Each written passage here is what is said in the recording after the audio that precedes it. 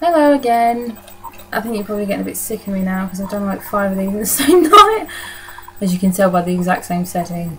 But I'm going to finish this I'm going to finish this Children of the Corn review now, and then that'll be it for the night.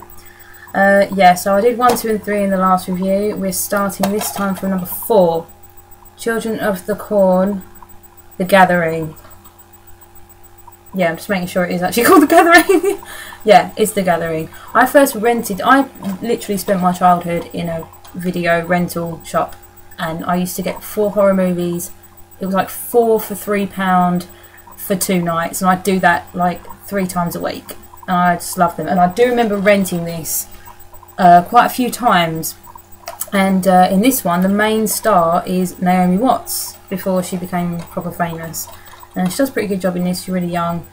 And it's an all-round good movie. I don't think it's actually one of the better movies out of... I'm only going to be doing the first 7 movies. I know that there's 9 now, but I'm not going to count the other 2 because they're sort of new. They're really new. I think it sort of ended at 7. This one came out in '96. Now, number 3 came out in '95, so they pretty much released like a bunch of them sort of quite consecutively in the '90s. This one came out in '96. Now, I was 8 when this came out. I probably saw it about sort of 9, 10. And the first time I saw it, it scared the shit out of me. Especially with and this is part of what's contributed to my fear of this in movies. And there's a bunch of movies that do this. I have a serious fear of when things just go like that at the camera really quick. I don't like it.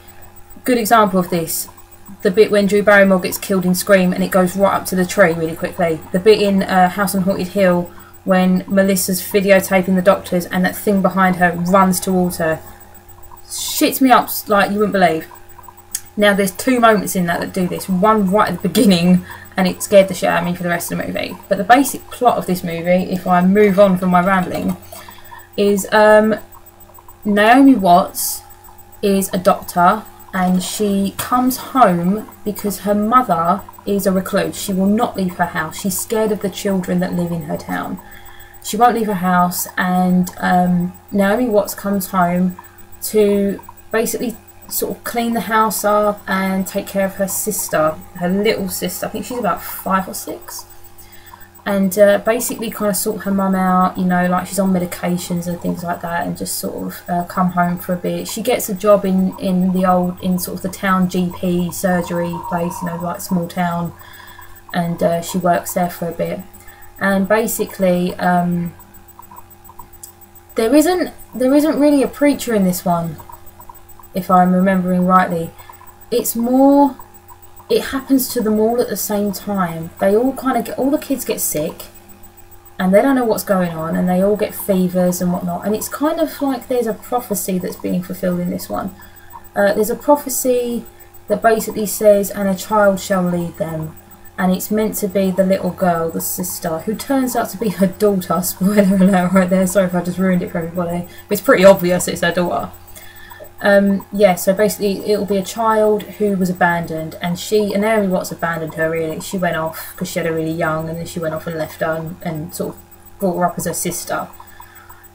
So all the kids are getting sick throughout the movie, and it gets worse, and some of them, they all start talking weirdly, and they all start saying that they're not who they're supposed to be. They're like, "I'm not such and such, I'm some other kid from like 100 years ago." And then the plot of the movie is Naomi Watts is trying to figure out what's wrong with them all. Basically, that's it. What's wrong with all the children? Why are they all getting sick? Why are all their teeth falling out? Why are they all, you know, like having fevers that should be killing them? And then all the kids eventually gather together, and sorry, my face is so white. All the kids gather together to do this ritual involving the little girl, the daughter. And Naomi Watts has to go and stop them with the aid of one of the other townspeople who gets involved, because his son is a haemophiliac, and he knows that if he cuts himself he's going to bleed to death, and they do realise that that's what they're going to do at this ritual. So they have to go and stop it, and that's pretty much it. That's probably why it's called The Gathering, because that's the plot of the movie, is that they're all going to gather together at some point and create a new He Who Walks Behind the Rose prophet, and that's pretty much it. Yeah, so that's the end of number 4. As I said before, I don't have number 5. I know it's called Field of... Is it called Field of Dreams? I don't know why I want to say Field of Dreams. I think I should look this up. Fields of Terror! Field of Dreams! Fields of Terror. Cut that. I don't have number 5, people. Fields of Terror. I don't have it. So we're going to go next to this one. This one I rented a lot. This is number 6. This is Children of the Corn, xxxx, Isaac's Return. I love this movie. I love it. Stuff actually happens in this movie. Stuff happens, people. And I don't even know Isaac's real name. What's his real name? I don't know his real name. Oh, John Franklin. That's his real name. Yeah, right there. John Franklin. He's grown up. And I actually think they wrote him back into it quite plausibly. I think it was a pretty plausible way of bringing him back. You know, they kind of explained it. The plot of this one is that a young girl, she's about to turn 19.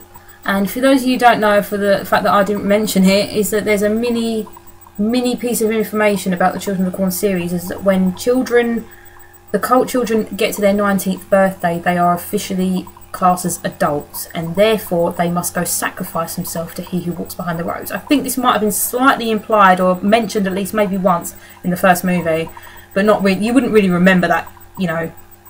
Basically, a young girl comes to... I can't remember. I don't think this is set in Gatlin.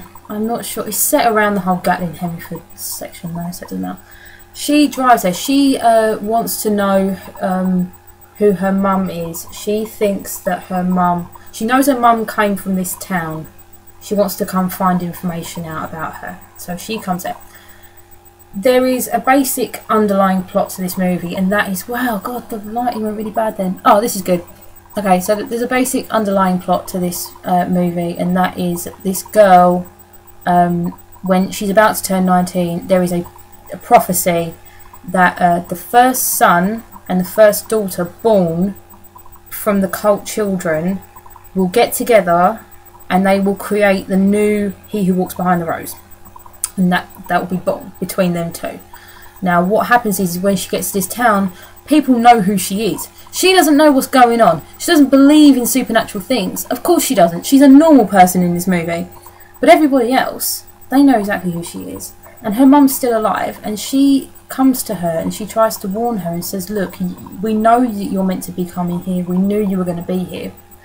On your 19th birthday, you will sleep with He Who Walks Behind the Rose and create this evil devil spawn, basically. That's pretty much it. So she tells her and everything. She actually sits there and goes, yeah, you know, you need to leave. I know you're my daughter and I've never met you before and stuff, and you know, you probably got some serious mum issues, but you need to piss off now because you're going to end up creating the end of the world, really. You know, you're going to go some devil spawning you. She doesn't listen. Of course she doesn't listen, because she's a normal person, and if someone said that to you, you wouldn't listen either. I wouldn't. So basically she meets the boy who's supposedly the firstborn son, and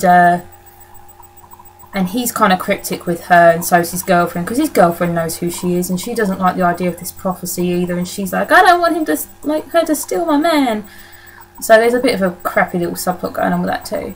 Isaac is in this a bit. He basically, apparently in the first movie, he basically went into a coma, which could have happened, because we kind of didn't see him anymore after he got Malachi.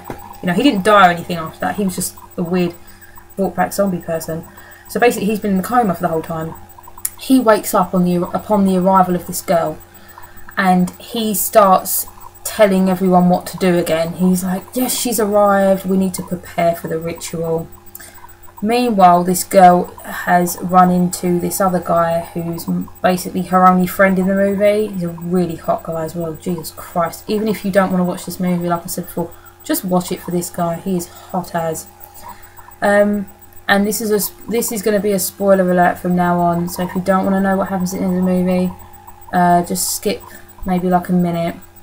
Basically, the guy that she becomes friends with is actually the firstborn son, so she does sleep with him willingly, and then the prophecy comes true, really. She ends up being pregnant. You don't see her being pregnant, but she holds her belly like she is, obviously, and that's kind of it, you know. It's basically about Isaac trying to make this ritual go ahead, and this girl trying to find information out about who she is, what this prophecy is, why she's involved. And basically the prophecy just kind of comes true. She basically does everything they say she's going to do in the movie, and that's kind of it. End of spoiler alert. I'll put my hands up so you know it's end of spoiler alert, and I'll put a little description. When you see the hand, it's stopped. Okay, last but not least, actually last but absolutely least, as it's, oh god, I hate this movie so much. Children of the Corn 7, Revelations. Take a good look so that when you go and see this in a shop you can avoid it like the plague. It's so bad. Really bad. It doesn't even have anything to do with Children of the Corn. I can tell you right now. I'll tell you this right now. This is God's truth. There is one reference to Children of the Corn. One. And it's from Michael Ironside. The only good thing about the movie is Michael Ironside. You may know him from Scanners or Starship Troopers. I love Michael Ironside. He's amazing. He's in this movie for about 10 minutes, which sucks. And he plays a priest. I don't know why. And he just makes a quick reference to what's going on with this woman in this, and he's kind of like, yeah, the similar thing happened in Gatlin, where all these kids did blah blah blah blah blah. That's literally it. Fuck knows why they called it Children of the Corn. It's shit. He's got nothing to do with it. Okay, but I'll go on with the plot anyway. I actually don't watch this. Just don't. I've seen this once and I've had it for years. I never want to see it. It came out in 2001. Isaac's Return came out in 1999. In 2 years, this is what they came. They should have just left it alone at fucking Isaac. You know, they should have just left it. But anyway, the plot of number 7 is, if you've seen Batteries Not Included, you know, the little spaceships, the little mini spaceships that come and fix everything. With I think it's Jessica Tandy. They live in that movie. They live in one of those sort of rent-controlled apartments. It's like just one block of flats on its own type thing, where a load of people live. That's basically the only location in this movie. Is one of those type of things where it's just a big field in all other directions. Basically, the plot of it is that this woman goes to live there because her mother lived there, and her mother recently dies. Now, it's implied heavily that the children, although they're not actual children, they're ghost children. They're ghosts, people. Children of the Corn, and they're ghosts. And that it's heavily implied that they killed her. So the woman, she's about 30 odd, she goes there and she basically just kind of wraps up her mum's affairs, like clears her stuff out of the apartment. And along the way we meet the kind of stereotypical other, I wanted to say inmates then, but they're not inmates, residents is what I wanted to say. You know, there's like a young girl who's a stripper, there's an old pervy guy, there's this other dude, I can't remember, it's a fucking shit film. And that's kind of it, is watching her sort out the stuff about, you know, her mum. And along the way, spooky things happen, you know, the residents start disappearing, we see them get killed, she doesn't know this, okay? Michael Ironside shows up at some point and tries to explain to her what's going on. I will explain to you what's going on in just a minute. There's only one good bit. There's a weird bit where she goes to the local store to buy some like food and stuff, and there's 2 little kids in there playing one of those video games, like an arcade one. And she just looks at them and she goes, "Oh, do you want to play that game?" And they don't say anything. They're just like. And then she goes, "Oh, here's a quarter," or something like that. And this is the only thing they say. They just go, "Kill, kill." And that's it. That's it. That's really weird. And then she goes outside and supernaturally they're in front of her. They're in front of me, oh my god. Oh, I can't even be asked to do a proper effort with that one. And they just look at her and stick their hand out like fucking Oliver, like, "I want some more." Kill! Kill! And she gives them some money and then they piss off and go play the game again. And I'm like, what the fuck was the point of that? That was the only interesting bit in the whole movie. It really was. And that was like half an hour in.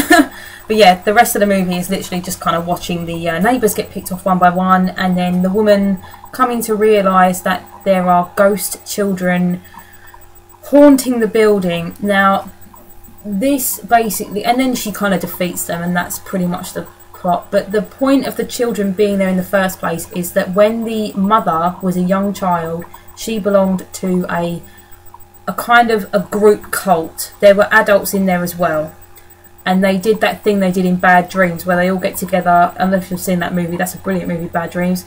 And they all get together and they all do that thing where they put the oil all over them, and then they make a pact, like a suicide pact. She survived. She was the only survivor, and basically the kids haunt her because she didn't do it, and they want her back. They want her to die. They want her to kill herself and join them. And that's the only reason why they haunt the place. I don't know why they killed everybody else. There was no real reason except for they were evil ghost children. And that's Children of the Corn 1 through 7, apart from number 5. Field of Dreams, apparently. But yeah, I know that this is a really long review and I'm really sorry, but I hope you got something out of it, even just a laugh at the crappy lighting in here. Why is it so white? I'm so fucking white in this video. I'm not actually tanned in any way, but I'm like, Jesus, I'm glowing. Okay, I'm going to end this now. But thank you for listening to my review on Children of the Corn series, and I hope to make some more videos. So yeah, stay tuned.